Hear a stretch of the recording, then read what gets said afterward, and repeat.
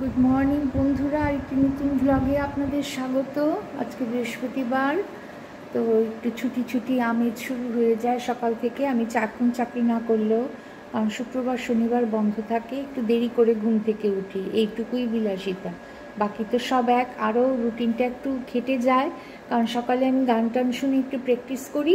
সেটা শুক্রবার শনিবার হয় না, কারণ হাজব্যান্ড বাড়িতে থাকে, সে অনেক দেরি করে ঘুম থেকে ওঠে। আমিও একটু সামান্য দেরি করে উঠি, কিন্তু তারপর এখানে আশেপাশের নেবাররা দেরি করে ওঠে, ওদের রমজান চলছে, এরা সকালবেলা ফাস্টিং করে, এদের রুটিনটা এখন অন্য রকম। আর রমজানের সময় গান শোনা, গান কর্ণে ঢোকাও গুনাহ গুনাহ, অনেক কিছু মেনে চলতে হয়। যেহেতু আমরা এখন এই দেশে আছি, এই দেশের সবার কথা তো ভাবতে হবে। খুব আস্তে দরজা জানলা এঁটে বন্ধ করেও শোনা যায় না। এখানে বিস্কিটের গুঁড়ো ছড়িয়ে দিয়েছি, আর জল রাখা আছে, আর ভীষণ গরম পড়েছে, পাখিরা এসে খায়। সব এটা সারা বছরই রাখি থাকলে।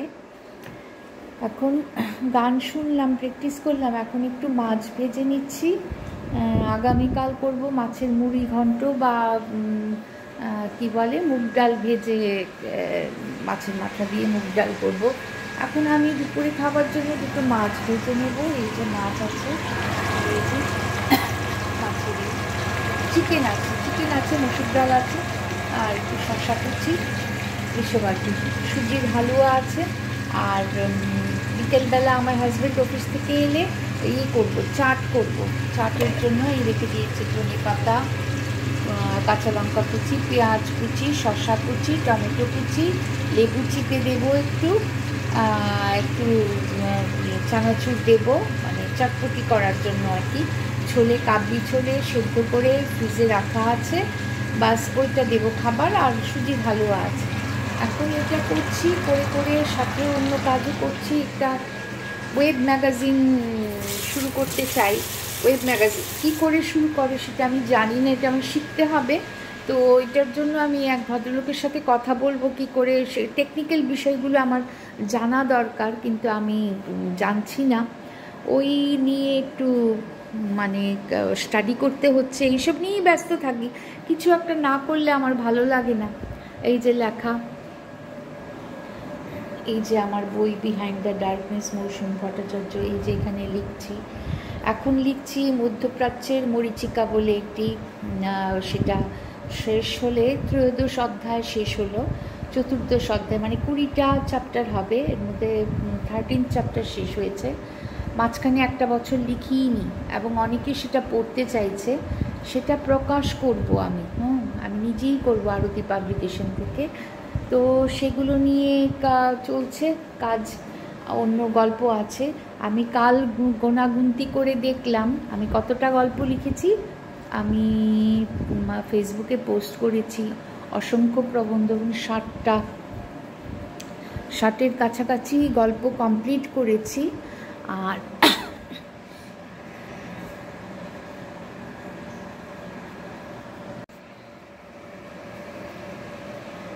জীবনের প্রথম গল্পটা আমি লিখেছিলাম 2006 সালে। ভেতর থেকে, তখন তো একটা বয়সটা অন্য অনেক ছিল, বিকেলের রোদ্দুর বলে, সেটা আগরতলার দৈনিক সংবাদের রবিবাসরীতে প্রকাশ হয়েছিল। তো সেটি একটি ওই আর কি নিজেরটাই ভেতরে আসে, এক বিবাহিত মহিলা, যে টিচার, যে শিক্ষিকার চাকরি করে, তার স্বামী ছেলে আছে, তারপরেও তার ভেতরে কিছু যন্ত্রণা আছে। সে যতটা সার্ভিস দেয়, বা যতটা সেবা, যতটা কেয়ারিং সে করে, তার সে কিছুই রিকগনিশন পায় না বাড়িতে। তার একটা ফ্রাস্ট্রেশন আছে। এবং সেখানে গিয়ে স্কুলে যেতে পথে এক ভদ্রলোকের সাথে সে লিফট নিতে বাধ্য হয়েছিল, প্রতিবেশী ভদ্রলোক। তারপর সেই ভদ্রলোকের সাথে কি কথোপকথন, যে সেটা, সেই ভদ্রলোকেরও একটা দুঃখময় একটা জীবন ছিল। সেটা ওরা দুজন পরস্পরকে একদিন শেয়ার করলো। মহিলা বলেনি, নিপা বোধহয় মহিলার নাম, নিপা বলেনি, কিন্তু সেই ভদ্রলোক অর্ধেন্দু, সে বলেছিল তার ফ্রাস্ট্রেশন, তার স্ত্রীকে নিয়ে তার ফ্রাস্ট্রেশন। সেও হ্যাপি না, সে যতই করতে চাইছে, তার স্ত্রী একদম অন্য পথে হাঁটছে। সারাদিন ঘরে থাকে, কোনো কাজ কিছু করছে না, আর সূচিবায়ুগ্রস্ত এক মহিলা, সন্তানহীনা। তো ভদ্রলোক যতই তাকে মোটিভেট করতে স্ত্রীকে চেষ্টা করছে যে তুমি সেতার শেখো, তুমি একটা কিছু করো চাকরি পয়সার জন্য না, কিছু একটা এনগেজড হওয়ার জন্য, কিন্তু মহিলা কিছুতেই করবে না। ফলে হচ্ছে কি, মানুষের তখন অলস মস্তিষ্ক শয়তানের কারখানা হয়। তখন মহিলা ওই সূচিবায়ুর মতো সারাদিন ধোয়া পোছা করছে, কাজের লোক টেকে না, যন্ত্রণাতে এই সমস্ত একটা হয়ে যায়। সিওপিডি না কি বলে, তার মানে রোগী হয়ে গেছিল মহিলা। তো ভদ্রলোকের দাম্পত্যটা একেবারে মানে ভীষণই মেরে ম্রিয়মান। আর এদিকে নিপা যে তার ফ্রাস্ট্রেশন আছে, কারণ সে খুব সুন্দর স্বামী ছেলে নিয়ে সংসার করে, কিন্তু তার স্বামী একদমই রিকগনিশন দেয় না, ভীষণই আত্মকেন্দ্রিক ভদ্রলোক। এমনিতে অন্য কোনো এটাও কিন্তু একটা নির্যাতন।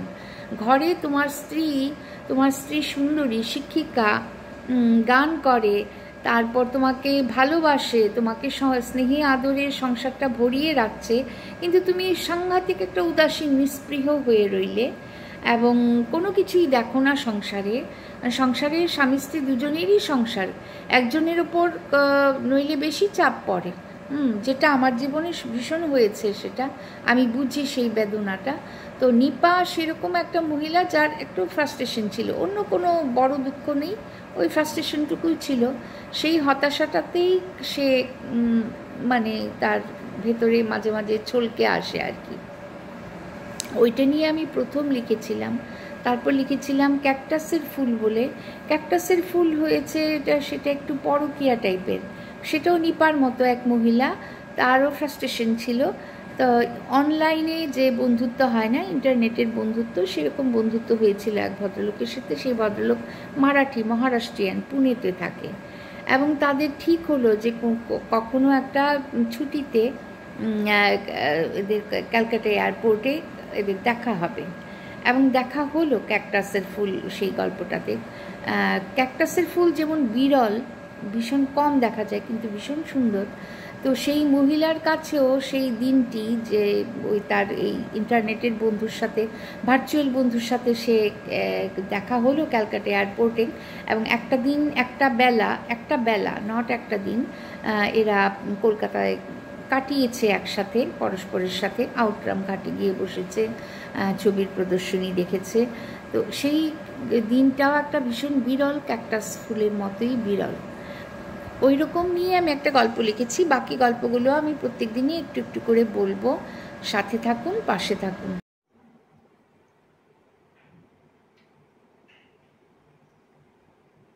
চরণ ধ্বনি শুনি তব নাথ, জীবন তীরে কত নীরব নির্জন, কত মধু সমীরে। চরণ ধ্বনি শুনি তব নাথ, জীবন তীরে কত নীরব নির্জনে, কত মধু সমীরে। গগনে গ্রহ তারা জয়, অনিমেষে চাহিরয়।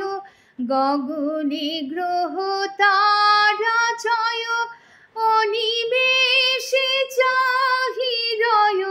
ভাবনা স্রোত হৃদয়ে বয়, ধীরে একান্তে ধীরে। চরণ ধ্বনি শুনি তব নাথ, চাহিয়া রহে আখি মম, তৃষ্ণা তুর পাখি সম।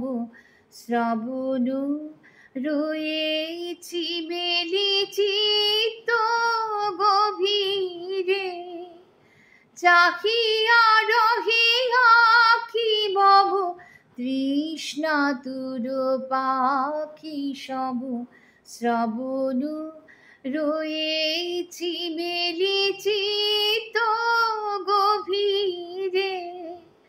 কোন শুভ প্রাতে দাঁড়াবি হৃদি মাঝে, কোন শুভ প্রাতে